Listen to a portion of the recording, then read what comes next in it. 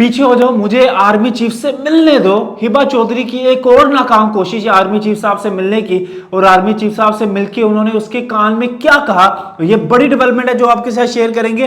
तो दूसरी तरफ अडयाला जेल में खलबली मच गई है। इमरान खान साहब की समझ के रातों की नींद तो पहले ही उड़ी हुई थी, अब भूख भी उनकी मर चुकी है, क्योंकि अब एक बड़ा अहम इकदाम उठाने जा रहे हैं और एक बहुत बड़ी डेवलपमेंट होने जा रही है पाकिस्तान में। लेकिन उससे पहले आपको यह बताएं कि डॉलर्स माफिया ने जो धमकी लगाई थी, डॉलर्स माफिया ने जो एक कह ले कि एक चैलेंज किया था आसिम मुनीर साहब को कि हम डॉलर 350 रुपया लेके जाएंगे, तो कल डॉलर में हमें 2 से 3 रुपए का इजाफा नजर आया।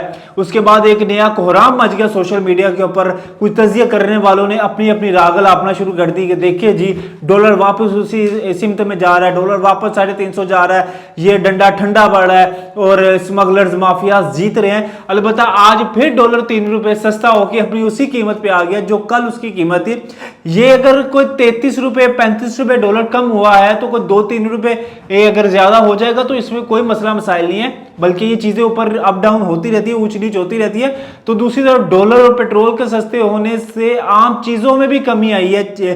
आटा हो गया, चीनी हो गई, दालें हो गई और बहुत सी ऐसी चीजें जिनमें कमी है और लोगों को बड़ी सहूलियात मिलेगी। तो दूसरी तरफ 9 मई के वाकयात में करता धरता फवाद चौधरी साहब जो भरे मजमू में नारे लगाते थे, हम लेके रहेंगे आज़ादी, तेरा बाप भी देगा आज़ादी, वो सबको पता था ये नारे किसको कहते हैं और ये तंज किसको कस रहे हैं। अलबत्ता जब उनको गिरफ्तार किया गया तो वो पुलिस को देख के तो वैसे ही वो हाफते हुए, आपको याद होगा, अल्लाह ताला माफ करे, ये हाफते हुए भाग जाते थे। पहले ये बने हुए थे, फिरौन बने हुए थे, ठीक है। उसके बाद जब इनके ऊपर थोड़े से बुरे असरात आए तो ये पुलिस को देख के भागते थे और इनको सांस चढ़ गया था, इनकी तबीयत खराब हो गई थी। वो बड़ी मशहूर उनका एक क्लिप था जिसमें ये पुलिस वालों को देख के भाग जाते थे और उसके बाद इनको गिरफ्तार किया गया। इसके उन्होंने प्रेस कॉन्फ्रेंस की, लेकिन प्रेस कॉन्फ्रेंस करने के बाद भी इनके मामला सेट नहीं हुए।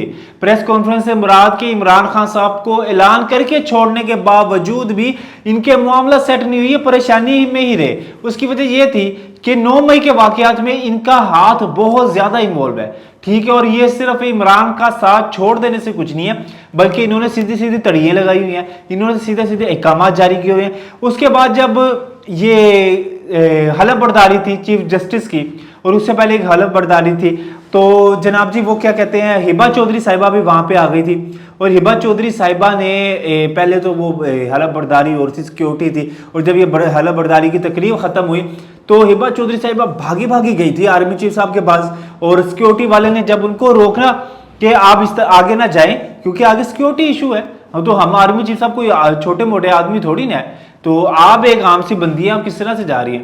तो हिबा चौधरी ने गुस्सा करके उन्होंने कहा खामोश हो जाओ, कुछ नहीं होता, क्या हो जाएगा, कोई मसला नहीं है, कोई क़यामत नहीं आ रही, मुझे आर्मी चीफ साहब से बात करने दो। फिर आर्मी चीफ साहब से बात की तो आर्मी चीफ साहब बाद में जो क्या सराहियां हुई, जो तजिए हुए, तो वही था कि आर्मी चीफ साहब ने कहा भाई नो, माजरत है भाई, फवाद चौधरी को जितना रिलीफ देना था हमने दे दिया, अब आगे माफी चाहते हैं और हम इसको कुछ नहीं कर सकते।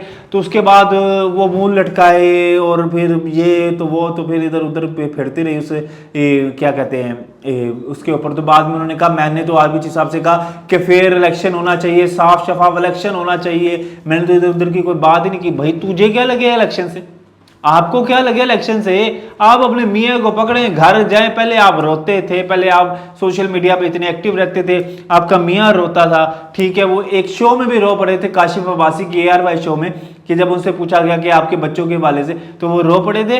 तो पहले आप रोते हैं, धोते हैं, फिर आप माफी मांगते हैं, जब माफी मिल जाती है तो फिर आप सर उठाते हैं। तो जनाब जी आप एक ट्रैक पे रह के चले, नो लग चुके आपके लिए कि आपके लिए अब कोई वैकेंसी नहीं है। और दूसरी तरफ बुशरा बीबी साहिबा बार बार कोई ना कोई ऐसे बड़े बंदों के हाथ पैगाम भिजवा रहे हैं। इस बार भी उन्होंने पैगाम भिजवाया, तो जिसके बाद आर्मी चीफ साहब ने कहा व्हाट नॉनसेंस यार, ये क्या हमाकत है, मैं इस तरह की कोई नहीं कर सकता भाई, आपके लिए कोई नहीं है।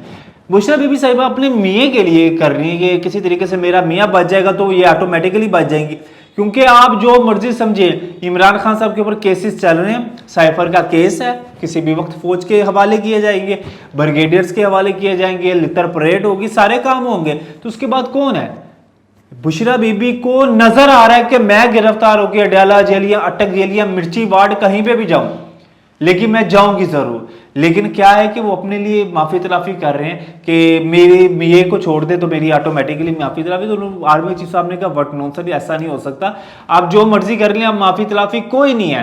क्योंकि खान साहब के ऊपर एक वकील के भी कत्ल का केस बन गया हुआ है, और उसके अलावा बहुत से केसेस है, 9 मई के वाकयात के केसेस है, और उससे बड़ा केस साइफर है। साइफर को किस तरह से खेला, तो इमरान खान साहब के लिए कहीं पे भी ना अच्छा शुगर नजर नहीं आ रहा। इमरान खान साहब के लिए कहीं पे भी खैर नजर नहीं आ रही। और इमरान खान साहब ने अपने बेटों से बात करने की कहा था, बेटे से बात भी उनकी करवाई जा रही है, ठीक है, और बहुत सी सहूलियात दी जा रही हैं। अब कहा यह जा रहा है कि सेम केस जो भुट्टो साहब, जुल्फकार अली भुट्टो के ऊपर केस था, वही केस इमरान खान साहब के ऊपर भी है। अब उस केस में क्या कुछ होता है, क्या नहीं होता, और इमरान खान साहब को कितनी मुश्किलात देखनी पड़ती हैं, ये तो वक्त ही बताएगा। और तो दूसरी तरफ बहुत सी चीज़ों में आपको कमी नजर आएगी, और डॉलर नवंबर के लास्ट तक कहा जा रहा है कि 250 रुपये डॉलर आ जाएगा, जिसके बाद आपको काफ़ी चीज़ों की सहूलियात नजर आएंगी, काफ़ी चीज़ों में खैर नजर आएगी। अब देखते हैं आगे क्या होता है, क्या क्या चीज़ें अपडेट होती हैं। इंशाल्लाह आपसे बहुत जल्द मुलाकात होगी, तब तक के लिए अब हमें इजाज़त दें। अल्लाह निगहबान।